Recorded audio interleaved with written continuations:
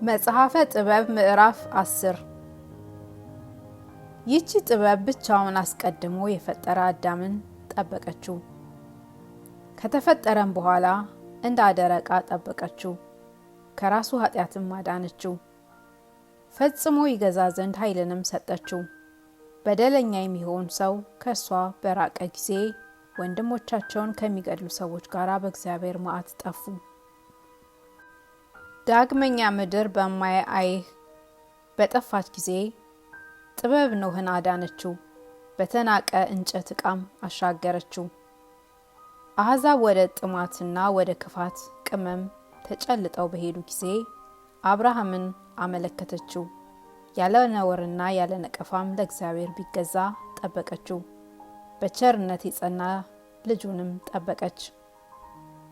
ከሚጠፉ እግዚአብሔርን ከሚዘነጉ ሰዎች ለይታ ይቺ ጥበብ ሎጥን አዳነች።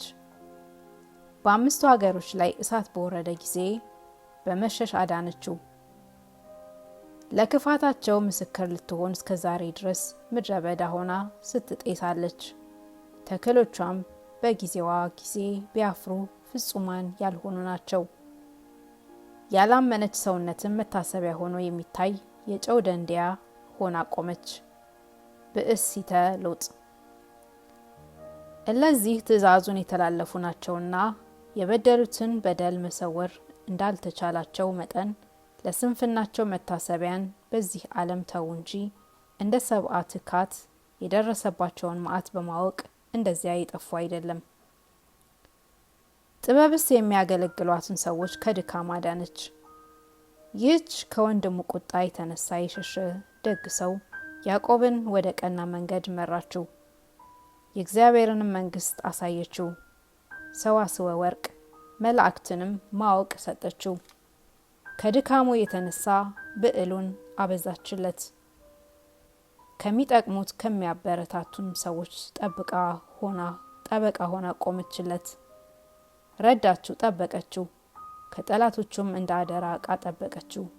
ከከበቧት ከሰዎችም አዳነችው። ለእግዚአብሔር በበጎ መገዛት ከሁሉ እንዲጸና ያውቅ ዘንድ ጽኑ ገድልን በሰጠችው ጊዜ ስም አወጣችለት። ይህቺ ጥበብ ወደ ግብጽ አብራው ወረደች እንጂ በተሸጠ ጊዜ ደግ ሰው ዮሴፍን አልተለየችውም፣ ከኃጢአትም አዳነችው።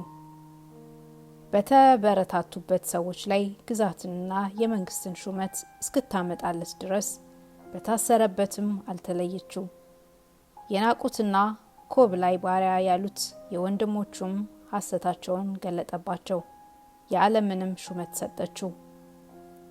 ይህችም ጥበብ ደግ ወገን እስራኤልን አዳነች። በእግዚአብሔር ባሪያ በሙሴ ሰውነት አድራ ከሚያስጨንቁ ከአሕዛብ ነውር ነቀፋ የሌለው ልጅን አዳነች እስራኤልን።